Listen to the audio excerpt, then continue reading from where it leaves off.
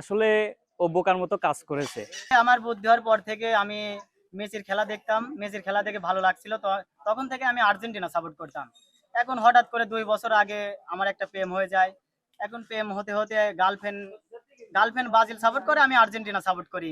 এই জন্য আমাদের মাঝখানে আমাদের সম্পর্ক ছিল প্রতিদিনই অনেক ঝগড়া লাগতো, অনেক মারামারির মতোই পড়া হয়ে যাইতো, যে সম্পর্ক বিচ্ছেদের মতো হয়ে যাইতো।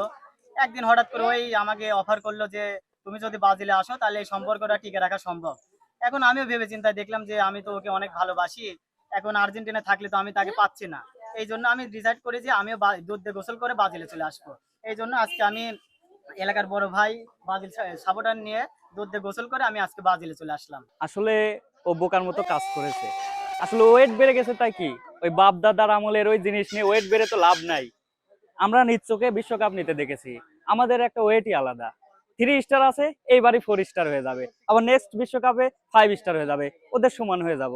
কিন্তু আমাদের যে বিশ্বকাপ আমরা নিজের চোখে দেখছি, এটা কিন্তু ওয়েটই আলাদা। ও একটা ভুল কাজ করেছে। এই গার্লফ্রেন্ডের জন্য কেউ এই আর্জেন্টিনার মতো দল ছেড়ে ব্রাজিলে কেউ যায়, এটা ভাই একটা গর্দবের মতো কাজ করেছে। কিন্তু ও আমার ছোটবেলার বন্ধু, একসাথে খেলা দেখতে গেলে এখন হয়ে যাবে না ঝামেলা। এই ঝামেলা হলে তর্ক হবে, তর্ক থেকে মারামারিও লেগে যেতে পারে। এই জিনিসটা খুব খারাপ করেছে ভাই।